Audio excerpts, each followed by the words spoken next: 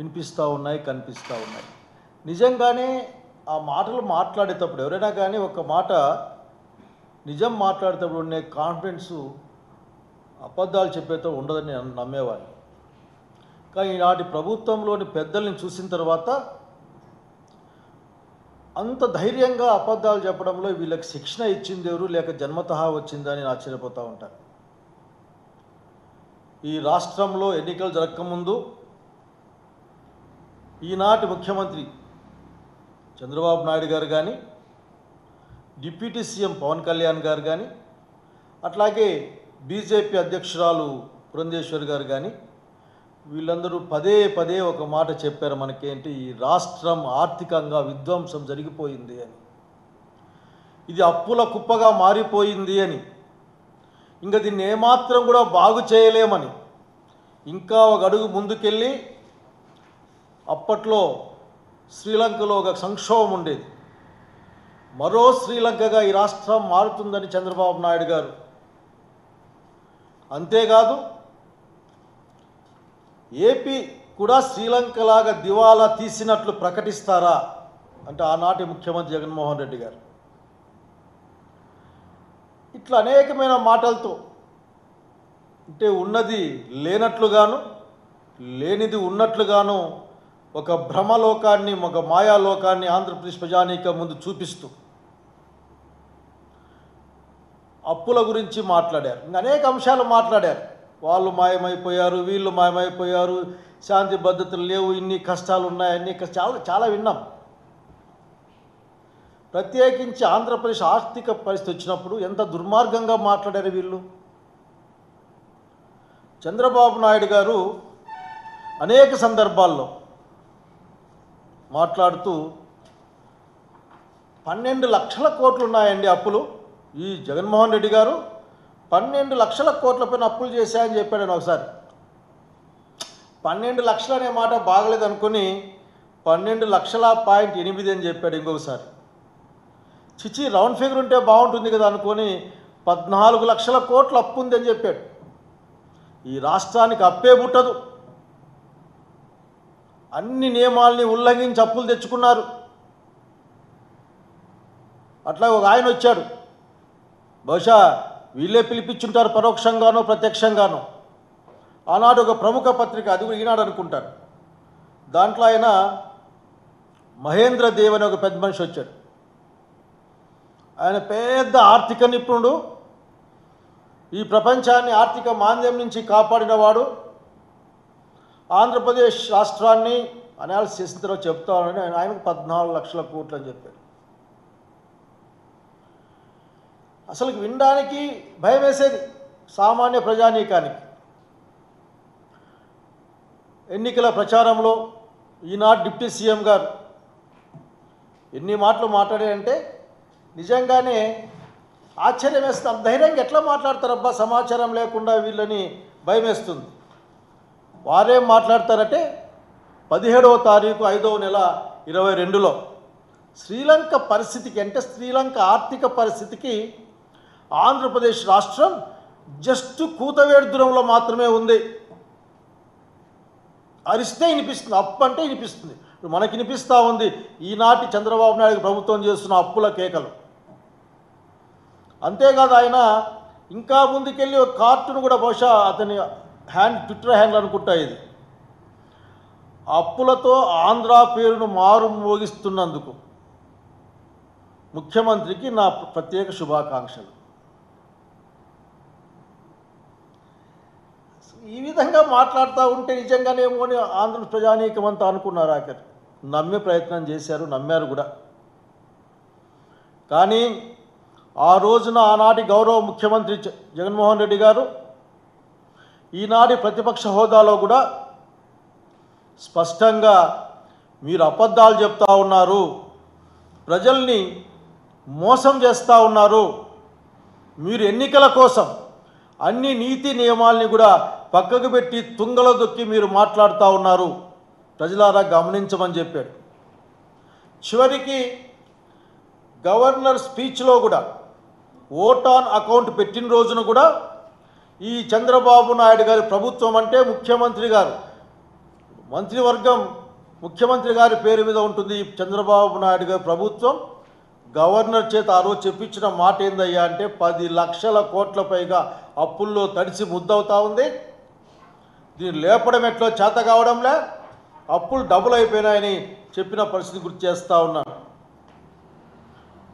కానీ ఈ రోజున గౌరవ వైసీపీ శాసనసభ్యులు ఒక ప్రశ్న వేశారు అసెంబ్లీలో. ఆ ప్రశ్న ఏంటంటే, అయ్యా ఈ రాష్ట్రానికి ఉన్న అప్పులు ఎంత అని అడిగారు.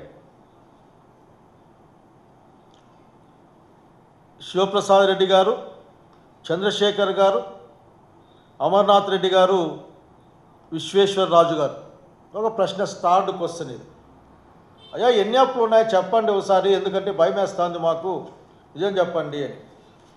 దాంట్లో అత్యంత స్పష్టంగా, ఎందుకంటే ఆ అబద్ధాలు చెప్పడం సాధ్యం కాదు, నోటి మాట చేత గవర్నర్ చేత అబద్ధాలు చెప్పించవచ్చు, కానీ సమాధానం వచ్చింది. ఈ రోజున చూస్తేనే ఈ యొక్క కూటమి ప్రభుత్వం యొక్క దుర్మార్గమైన పరిపాలన ఆలోచనని నేను చూసి భయపడతా ఉన్నాను.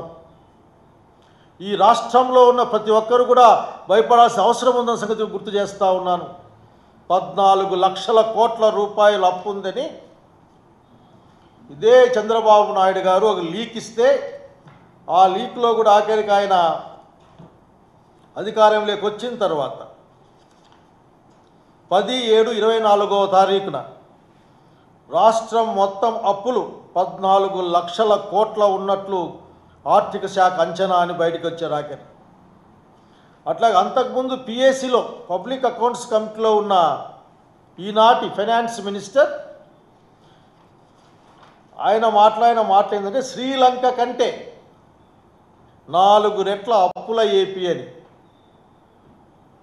ఎందుకు వీళ్ళందరికీ పక్క రాష్ట్రాలపై, పక్క దేశాలపైన ప్రేమ ఎక్కువైంది. ఈ ఒక ఆయన ఏమో శ్రీలంక అంటాడు చంద్రబాబు నాయుడు గారు, పవన్ కళ్యాణ్ గారు ఏమో జర్మనీ గురించి తలుచుకుంటూ ఉంటారు. అసలు తలుచుకోవాల్సింది ఈ రాష్ట్రం గురించి. మరి ఇన్ని అప్పులు చెప్తే మీరు చెప్పిన లెక్క ఏంటి ఈ రోజున మాకు? ఇవాళ ఆర్థిక శాఖ మంత్రి పయ్యావుల కేశవ్ గారు అసెంబ్లీలో సమాధానమిస్తూ, మార్చి 24 వరకు ప్రభుత్వ అప్పులు 4,91,734 కోట్ల రూపాయలు, ప్రభుత్వ గ్యారెంటీ అప్పులు 1,54,797 లక్షల కోట్లు, అంటే 6,46,531 ఉన్నాయని అఫిషియల్గా చెప్పారు. అఫిషియల్గానే సమాధానం కూడా ఇచ్చారు. ఇందులో ఎక్కడేవో సంతకం, దీనిపైన డ్యూ సంతకాలు ఉన్నాయి. Finance deputy secretary to the government and principal secretary to the government ఆయన సంతకం పెట్టి ఇచ్చిన పేపర్లు ఇవి. అంటే ఈరోజు ఇంతవరకు చెప్పిన అబద్ధాలు కాదా? ఏ మొహం పెట్టుకొని రేపొద్దున ప్రజల దగ్గరికి వస్తారు మీరు? ఇంకా ఈ అప్పుల్ని కప్పుచ్చుకోవడానికి ఎన్ని దుర్మార్గమైన, సత్యదూరమైన మాటలు మాట్లాడతారు, అబద్ధాలు చెప్తారు మీరు. ఎక్కడ 14 లక్షల కోట్లు, ఎక్కడ 12 లక్షల కోట్లు, ఎక్కడ చివరికి బీజేపీ యొక్క ప్రెసిడెంట్గానే పురంధేశ్వరి గారు 11 లక్షల కోట్ల రూపాయలు అప్పున్నారు మీరు అని చెప్పేసి మీరు మాట్లాడారే. ఆనాటి కేంద్ర మంత్రి ఒక సమాధానం ఇస్తే, అసలు వాస్తవాలు చెప్పే ప్రయత్నం చేస్తే, ఆనాటి president of BJP party Andhra Pradesh శాఖ ఉన్న పురంధేశ్వరి, ఈనాడు కూడా ఆమె ఉంది, ప్రత్యేకంగా ఢిల్లీకి పోయి వాళ్ళ మరిది గారి తరఫున, చంద్రబాబు నాయుడు గారి తరఫున పోయి, మీరు లెక్కలు తప్పు 12 లక్షల కోట్లు ఉన్నాయని చెప్పి ప్రకటించిన సంగతికి గుర్తు తెచ్చుకుంటే, మీరు ఎంత ప్రణాళికగా, ఎంత వ్యవస్థీకృతంగా ప్రజల్ని మోసం చేయడం కోసం, లేకుంటే ఒక అబద్ధాన్ని, ఒక సత్యదూరమైన అంశాన్ని ఆనాటి ప్రభుత్వం పైన రుద్దేందుకోసం, అంటగట్టేందుకోసం మీరు ప్రయత్నం చేసిన అర్థమవుతుంది. ఇది ఒక ఆర్థిక అంశాలతో కూడిన ఒక చెడ్డ సాంప్రదాయాన్ని మీరు చెప్పినట్లు కాదా? దీన్ని ఎందుకు అనకూడదు మీ రోజున మేము? ఇది ఒక వ్యవస్థీకృత నేరమని. ఎందుకంటే మీరు ఒక విషయం గుర్తుపెట్టుకోవాలా, ఈ మాట ఊరికే మాట్లాడడం లేదు. మీరు ఆర్గనైజ్డ్గా ప్రచారం చేశారు ఈ రాష్ట్రం గురించి. ఈ రాష్ట్రం అప్పుల్లో మునిగిపోయింది, విధ్వంసం జరిగిపోయింది, బతకడానికి లేదు. ఈ రాష్ట్రంలో శాంతి భద్రతలు లేవు, మనుషులే మాయమైపోతూ ఉన్నారు. ఈ రాష్ట్రంలో ఇసుక మిగతా అన్ని కూడా అనేకంగా దోపిడీ జరుగుతూ ఉంది. దీన్ని కాపాడాలంటే మేము తప్ప ఇంకెవరు లేరు. ఒక్కటిగా ఉండి ఒక్కొక్క పార్టీగా జగన్మోహన్ రెడ్డి గారిని ఏం చేసుకోలేం. మేము గుంపుగా వస్తూ ఉన్నాం, మాతో రండి అని మీరు ప్రజలు మోసగించే ప్రయత్నం చేశారు. సఫలమైన సంగతి గుర్తు చేస్తూ ఉన్నా. మీ వ్యవస్థీకృతమైన ఆలోచన చెప్తా వినండి ఒకసారి. 5/4/22లో చంద్రబాబు నాయుడు గారు ప్రకటిస్తారు ఏమని, ఈ రాష్ట్రం శ్రీలంక కంటే అద్మానంగా ఉంది, శ్రీలంక అవుతుంది అని. మరి ఈ రాష్ట్రాన్ని శ్రీలంక ప్రకటిస్తాడేమో సీఎం గారు అని 15 తారీఖు మాట్లాడతారు. 19 తారీఖు ఏం మాట్లాడతారు? ఇదంతా వాళ్ళ అఫిషియల్ పేపర్లో వచ్చిన మాట. ఇది మేలుకోకపోతే మనకు శ్రీలంక గతే. మేలుకోవడం అంటే ఏంటి? ఈ అబద్ధాలు చెప్పే ఈ కూటమి గురించి ఆలోచించుకోవడమే మేలుకోవడం అంటే. రాజకీయమైన మాట అది. వారి డిప్యూటీ సీఎం గారు అరిస్తేన పైన దూరంలో కూతవేడు దూరంలో ఉందని మాట్లాడతారు.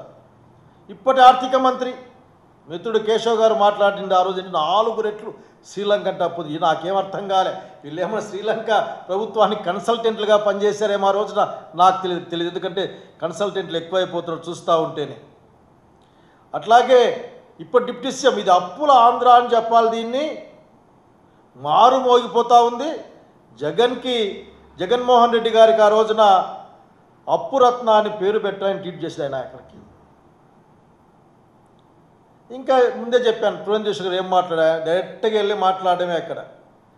అట్లాగే ఆయన ఆర్థిక నిపుణుడు అని ఒక ఆయన రావడం, ఆయన మాట్లాడడం, రకరకాల వేదికల్లో పనిచేసిన నేను 14 లక్షల కోట్ల అప్పు ఉందని ఓ మాట మాట్లాడడం ఇంకా లాభమే లేదు అని. అయా చంద్రబాబు నాయుడు గారు